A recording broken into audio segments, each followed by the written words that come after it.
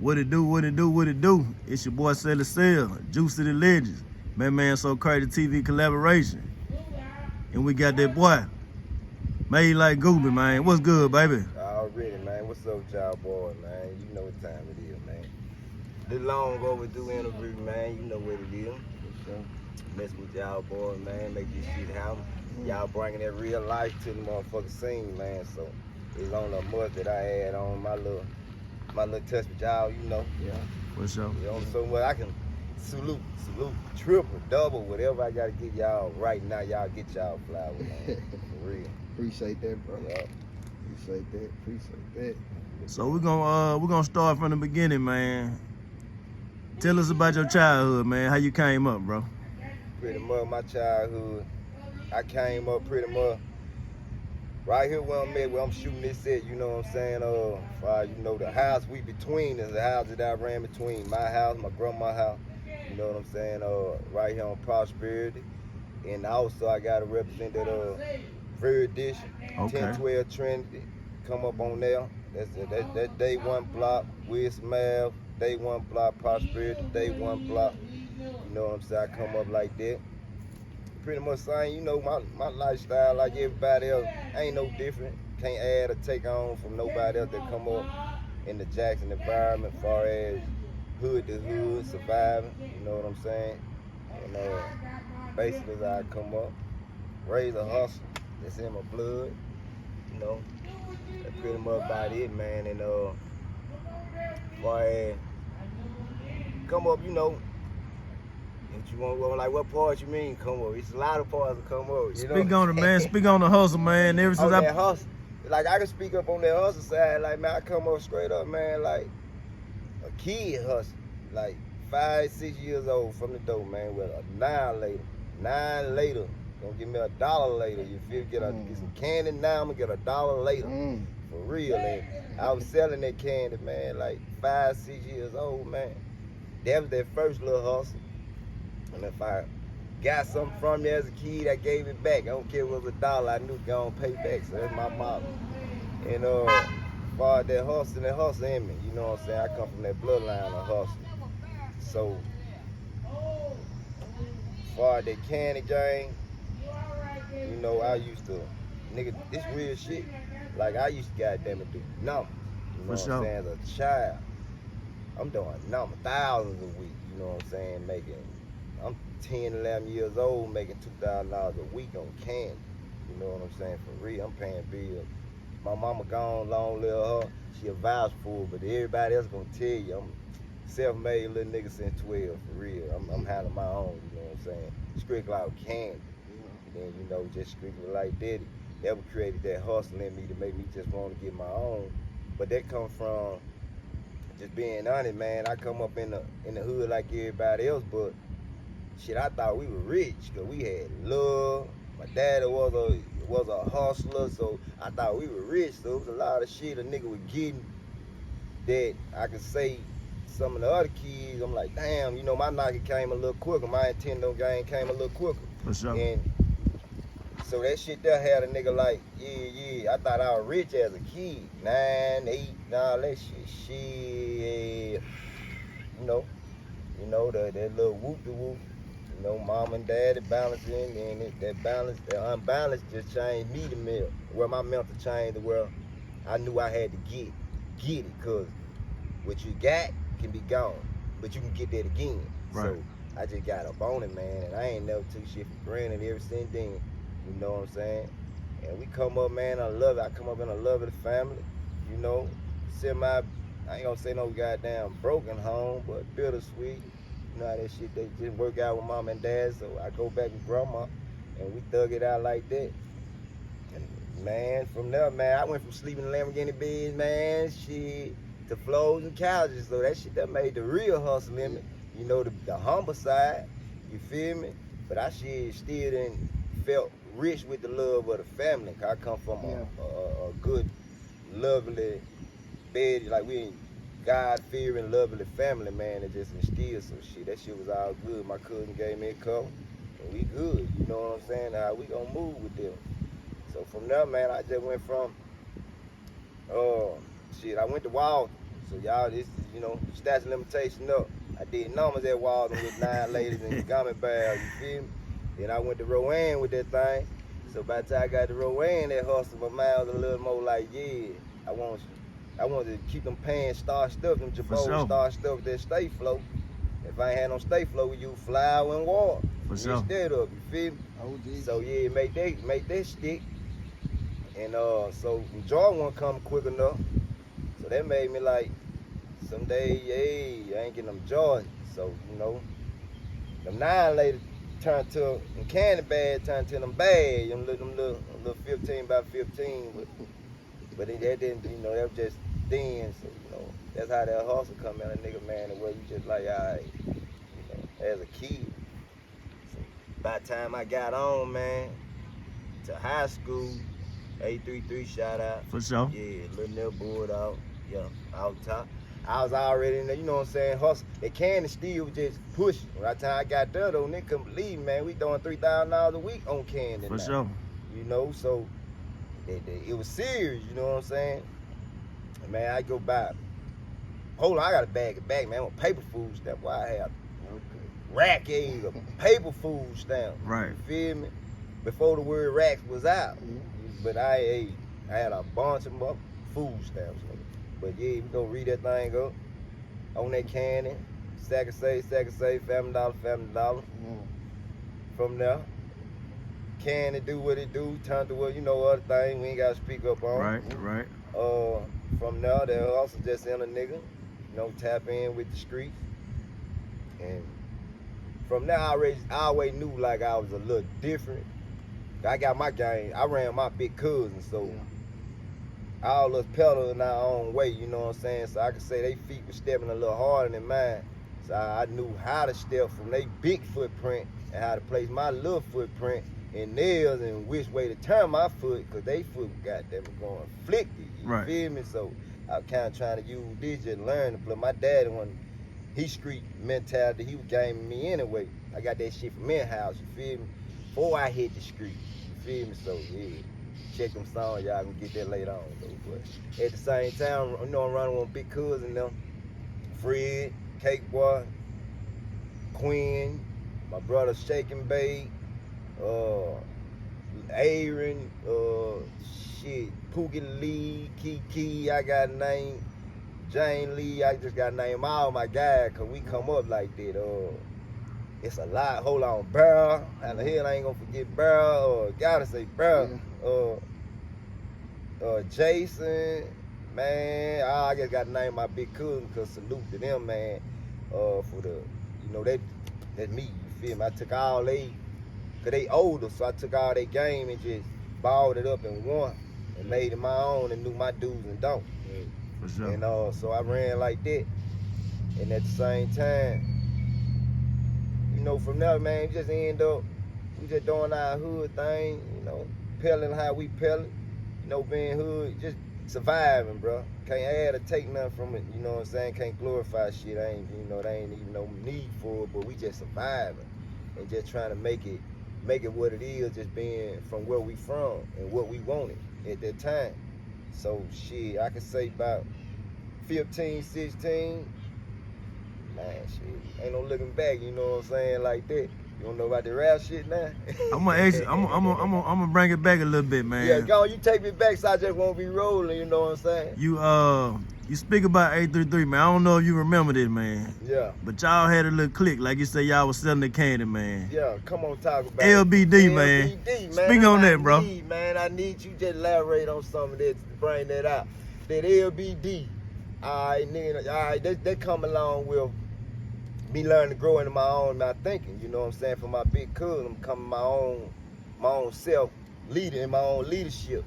So that LBD started, cause when I got to Lanier, we had, I come from Rowan, you had, you know, all sides coming from wherever they from. So I got a partner, I'm neutral, you know what I'm saying? I'm thugging it out with every nigga really from every hood. Right. And we the ones, you know, being honest, we the ones that were really on the rah-rah, the gangster, the thugging, the whatever, we wanted to, we trying to, you know what I'm saying, on the bullshit. Halfway bullshit, halfway don't know what the fuck we don't. You feel me? And so these niggas beefing, bruh. You know what I'm saying? For nigga know then this hood wasn't getting along with this hood. I ain't gonna go to saying the hood, but if you went there, y'all motherfuckers know who y'all went to it with. Right. And I was like in the middle of the shit. Like I can't get swing on and can't swing on nobody. Right. So it was like fuck. So I was in the it was my 9th grade year. The shit was going on. So by the time I got 10th grade, I kind of made friends from this hood, that hood, this nigga getting to it with everybody. So I'm in 10th grade, second day of school, in the auditorium, everybody trying to get their shit together, where they going, what class. And shout out to my nigga Pito, you feel me? You know, shout out to Pito, man. Pito, goddamn. I would say your real name, goddamn. Say Maurice. I ain't gonna say your last name, but I know. You know what's up. And he was saying something, you know what I'm saying? Pito out, you know, down there by Wood Street, D-Win, Maple Street area right there. And we motherfucking goddamn, he was saying something, so I just fucked around, was like, man, shut up, man, before I goddamn, lay your bitch ass down. Said it like that fast. Right. And I come back and say, I'm a LBD. You know, I ain't really know back then. I was quick just on my, with the, just to make them look, bam. So everybody bust out laughing. Right. So they laughing and whatever, and they just carrying them LBD. So me just thinking, I just go home, I just write real big on my phone, laying bitches down. Right. And put that big LBD on there, come back to school with my folder. Everybody looking at it like, oh, LBD. I'm like, so from there, I just link up with a nigga from this side, come cool with. He link up with the LBD shit. He link up with it. Every side, before we know this, a nigga from every hood at this point who's certified in they little spot where they at, they can validate, calm some shit down. And we linked up, man. That shit came LBD, and it just brought a unity amongst kids, individuals, you know what I'm saying? We all is one from every hood, but we is one up under this 833, which was LBD, which represented laying bitches down. Right. Man, we got so big, we started beefing with, we wasn't beefing. I was ended up beefing with my big cousins and them, because they was older than us. They used to push us around. And they were lucky nuts. Lucky nuts. It was big nuts and lucky nuts, but we changed the LBD. Right. So we just mashed out, man. So from that LBD shit, just cut this story long. We grew, bro, to numbers.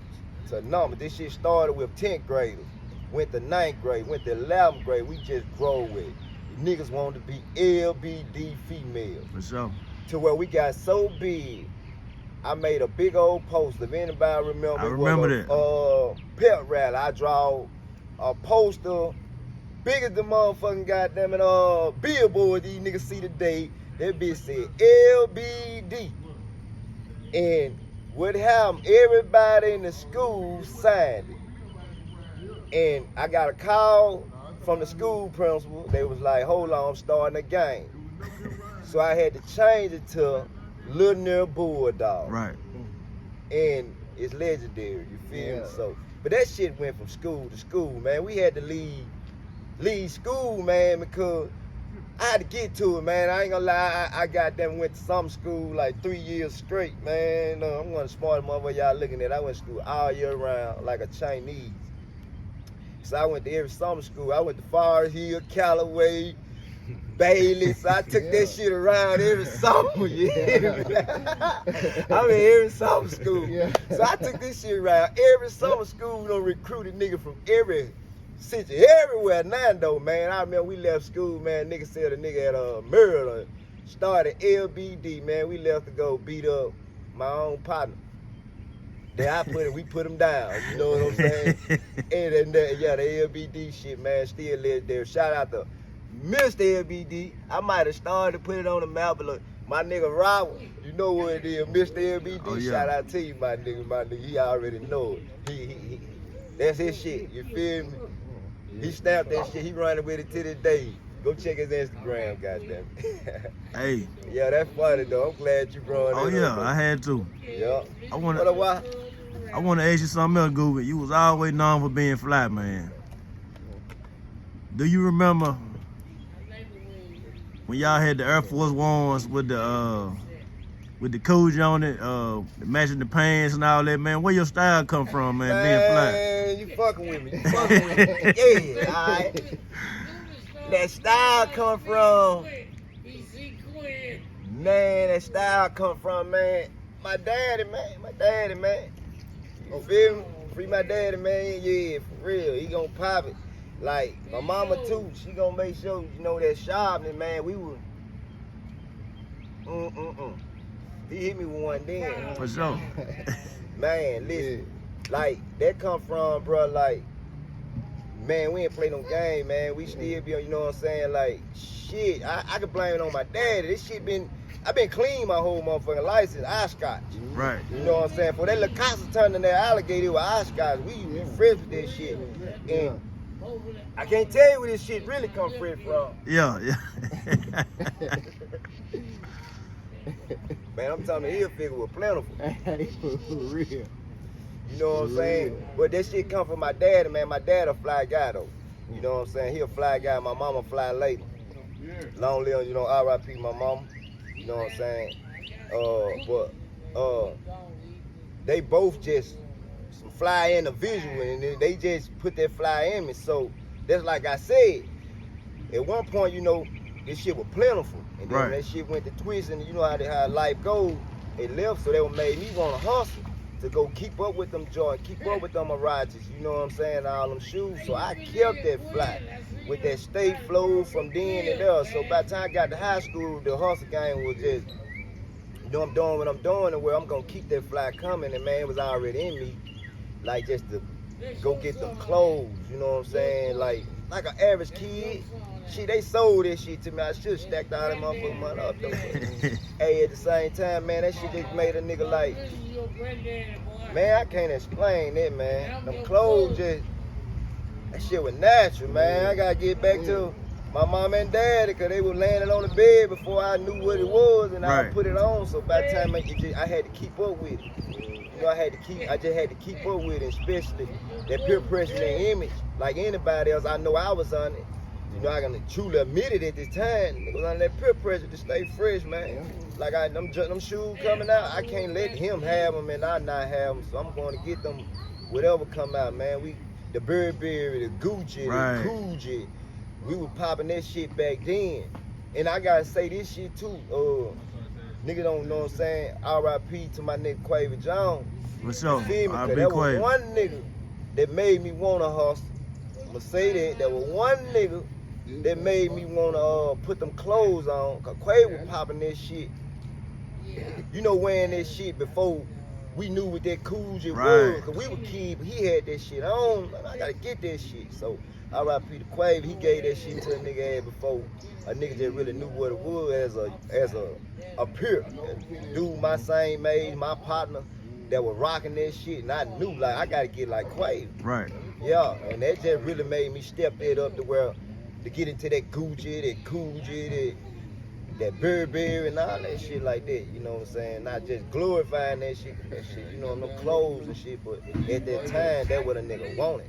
Right. That what a nigga was getting fresh with. And I know all the other shit, all that other shit that was coming through that mall, not just that shit then, cause that came along later on. But we were getting that whatever clothes in the mall, we right, y'all was fresh, man. You know what I'm saying? And then I was one of them freshest kids that were trying to keep up, to stay the freshest kid. I'll be one of them. Yeah. Okay, let's start with the music, man. So, who was you listening to when you first got into music, and when did you first start doing music? Man, pretty much music that I always just been in me. You know, we started out, you know how anybody else with the choir, you know, with the grandma, auntie, with the choir. That started that chin knowing where you had it, like it was in you. But that shit started, man, cause I was probably one of the only kid that would try to learn a bone song in 94, 90, 93. Right. I'm sitting there as a 9 years old. I'm trying to learn this bone verse. I'm writing Master P whole CD, ghetto dope on paper. You know what I'm saying, like that. So that's kind of where that influence was coming. But I still not knowing I'm finna be no rapper until I say, I'm finna be honest with you. This how I hit. Pastor Troy dropped. Pastor Troy dropped. Niggas started smoking that weed heavy, right? Just For being sure. real. So, and Pastor Troy had that slow flow, that drag, you know what I'm saying? So I used to mimic, but being funny. I fuck with Pastor Troy though, but it was like, it just was like, I can say what I want to say, in my words, but in his voice. Right. So I just was having fun with it, get high, start fucking out freestyling like that. So I said one day, hold on, I'm gonna turn it to my own voice, but with my words. And I started doing it. So the more you do shit, back then rap was really, it wasn't no taboo for our generation. With our generation, it was a taboo really for somebody next to you to really be fucking rap. So when I was doing it, my cousin so my cousin DJ Cole, I forgot about DJ Cole Milo. He played a major role, you know what I'm saying? And he used to beatbox with his mouth. And I just freestyle for, man, I'm to my hour. So I'm about 15 at this time. So everybody, all the kids, Goobie freestyle. So I just get to freestyle. So from then I was just like, okay, I gotta have something. So from there I just went to, just fucking with it on my own. He'll keep on beatbopping. I just create different freestyle, never wrote a rap. So my freestyle game came cold. Lil Flip was out at this time, so it became about the freestyle king and who can drop they verses. So Texas, I'm on that Texas vibe real hard, Lil Kiki and all them catching they freestyle. So I'm just, okay, this how this go, just ride it. And my freestyle game came so cold, nobody can't fuck with me. I'm being honest, but I rap 2 hours. For sure. 2 hours non-stop. So from there I just took that style. People started talking about me from this person, that person, this person. So my cousin then went to tell him my dude Big Dipper, my dude Rod at Track Star, and he told Prep, Drummer Boy.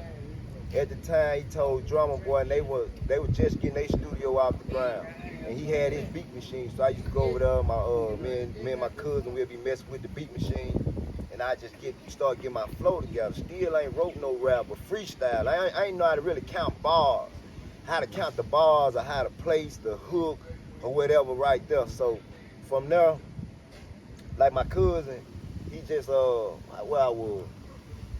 Yeah, we'll go to Big Dipper house, and he'll just get the music together with freestyle. From there, bam. We end up messing around, and my other Boo Boo Mac Boo out of Tougaloo, you know what I'm saying? Nigga don't know, okay, that Millie Daddy, you feel me? And he put me up on, linked up with him through my cousin, cause that's our people.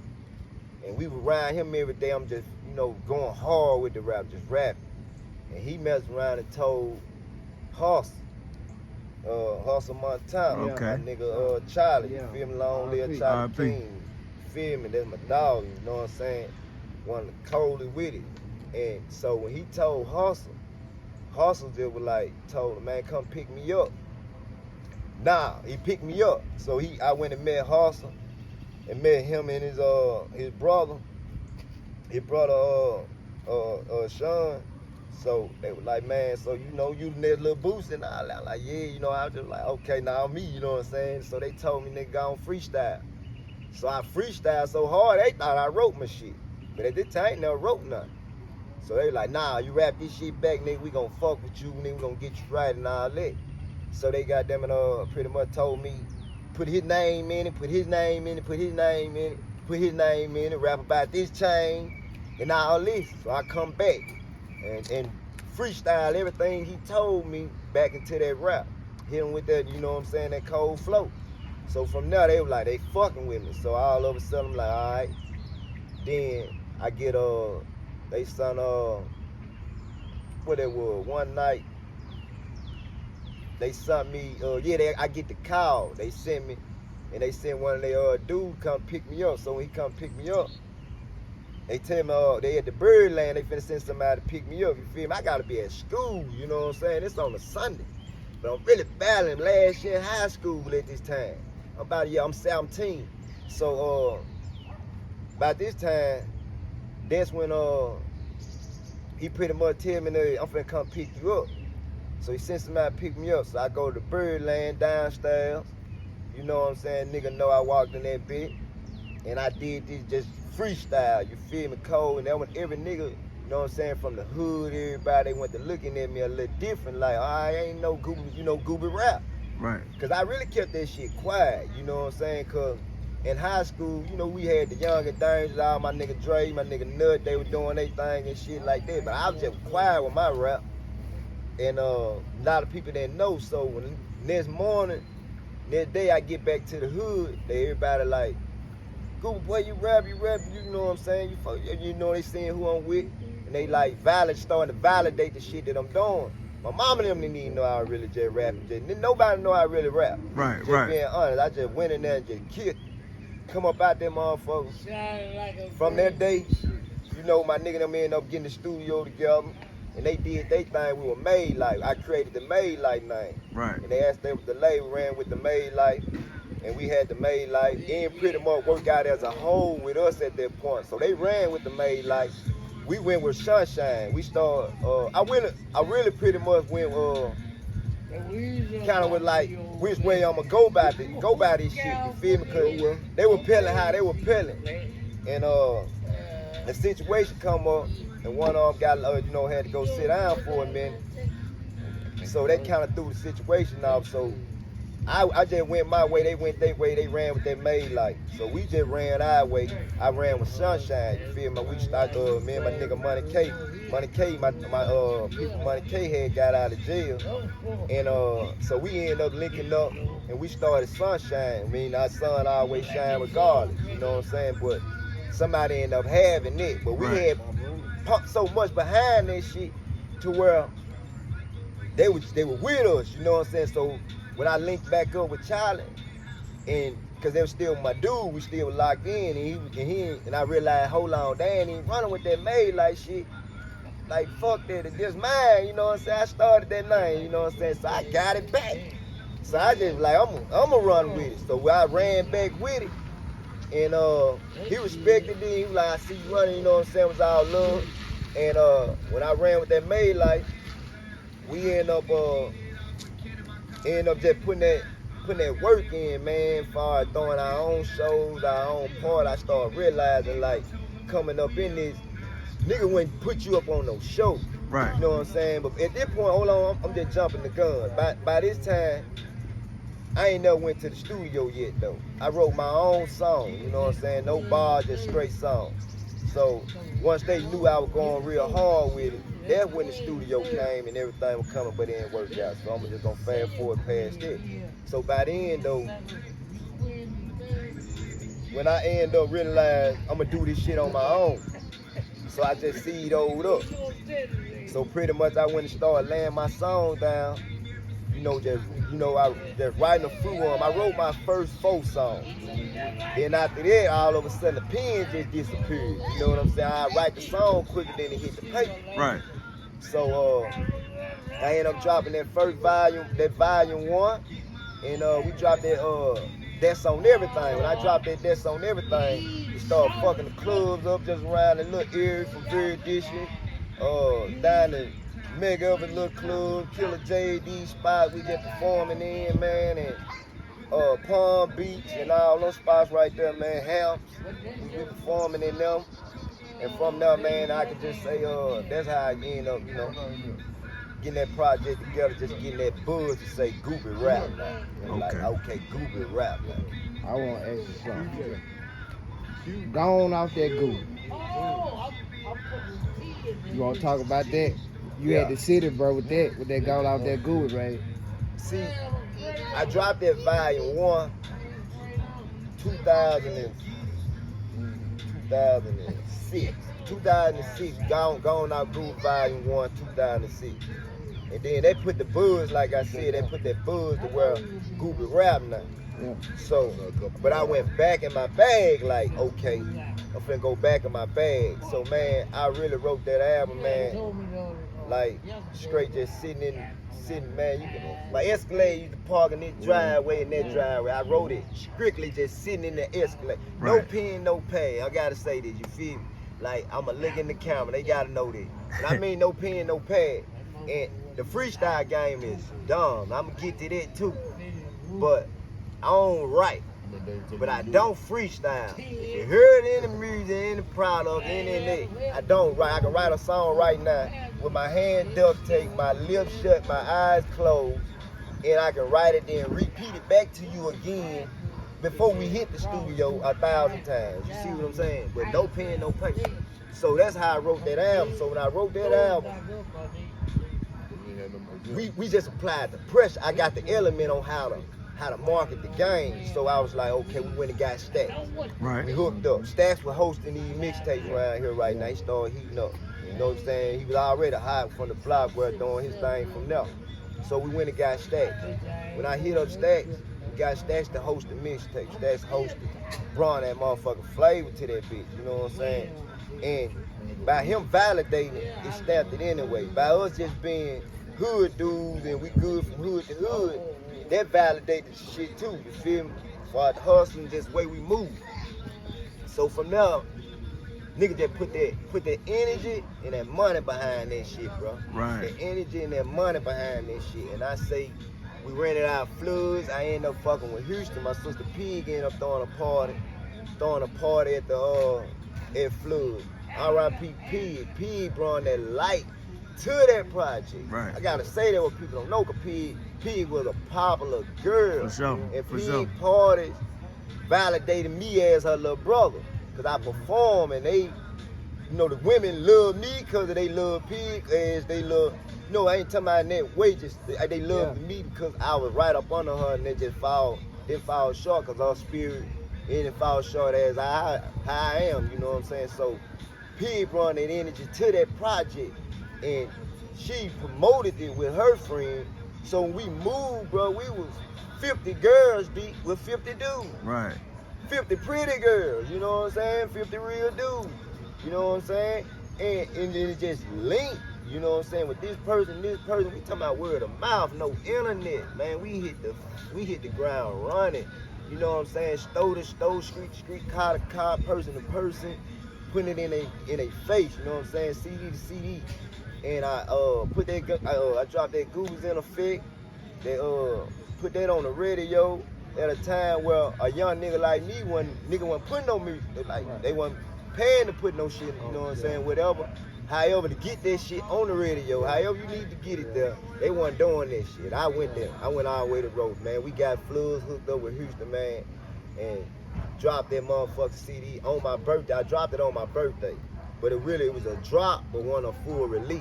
Right. But I did a party, and my parties go dumb, which just validated that night. CD went crazy.